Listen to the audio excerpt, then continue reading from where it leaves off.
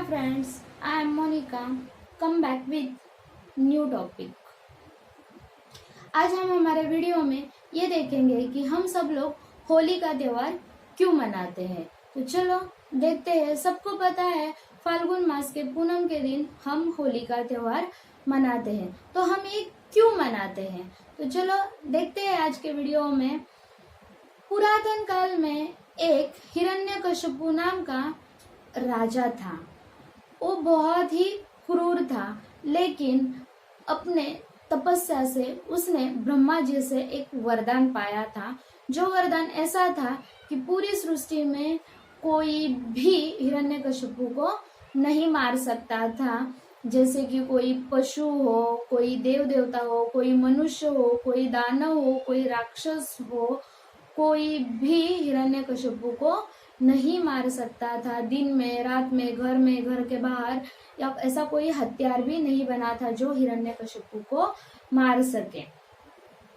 इसीलिए उसके अंदर, हिरण्यकशिपु के अंदर एक अलग सा अहंकार आया था। उसका कहना था पूरी सृष्टि ने सिर्फ और सिर्फ मेरी तारीफ करनी चाहिए, मेरे अलावा किसी के भी तारीफ नहीं करनी चाहिए, ये उसका कहना था।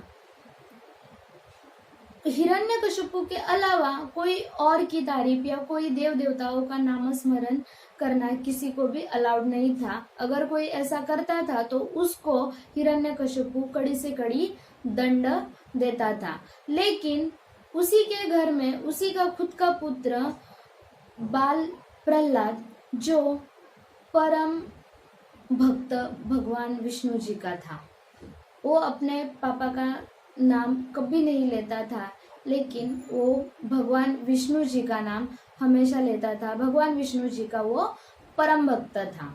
ये बात हिरण्यकशिपु से बिल्कुल भी सहन नहीं होती थी। इस कारण बहुत बार हिरण्यकशिपु ने अपने बेटे को दंड देने की कोशिश की थी, लेकिन उसकी भगवान विष्णु के प्रति सच्ची भक्ति उसको हर टाइम, हर सिचुएशन से बचाती थी। जैसे कि उसको बाल प्रहलाद को बांध के रखना, या तो हाथी के पैर के नीचे कुचलवा देना, इस तरीके से खतरनाक सजाएं दी थी।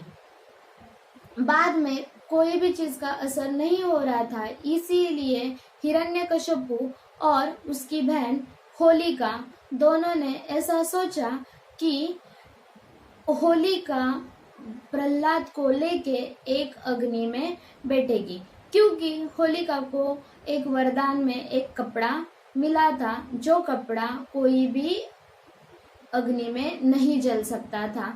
इसीलिए होलिका ने सोचा था कि मैं वो कपड़ा बैठकर अग्नि में बैठूंगी और बाल प्रहलाद जो है वो अग्नि में जल जाएंगे। फाल्गुन मास के पूनम के दिन होलिका प्रहलाद को लेके उस कपड़े के साथ अग्नि कुंड में बैठ गई। बाल प्रहलाद के पास खुद को बचाने का कोई भी जरिया नहीं था, सिवाय अपने प्रभु का नामस्मरण करने के। बाल प्रहलाद अग्नि में होलिका के साथ सिर्फ अपने प्रभु का नामस्मरण करते करते ही बैठे थे। लेकिन अपने भक्त को भगवान विष्णु कैसे संकट में छोड़ सकते थे। भगवान विष्णु के कृपा से एक हल्की सी हवा के कारण जो होलिका ने कपड़ा लिया था, वो कपड़ा धीरे से बाल प्रहलाद के ऊपर जा गिरा और उस अग्नि में होलिका जल के राख हुई। तो तब से ऐसा माना जाता है, बुराई के ऊपर अच्छाई की जीत।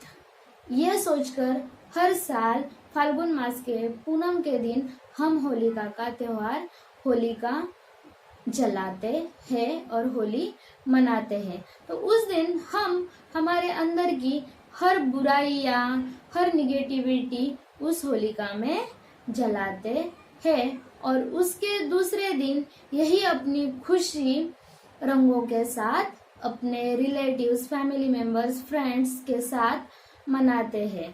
तो सबको ये साल की होली के लिए बहुत बहुत शुभकामनाएं।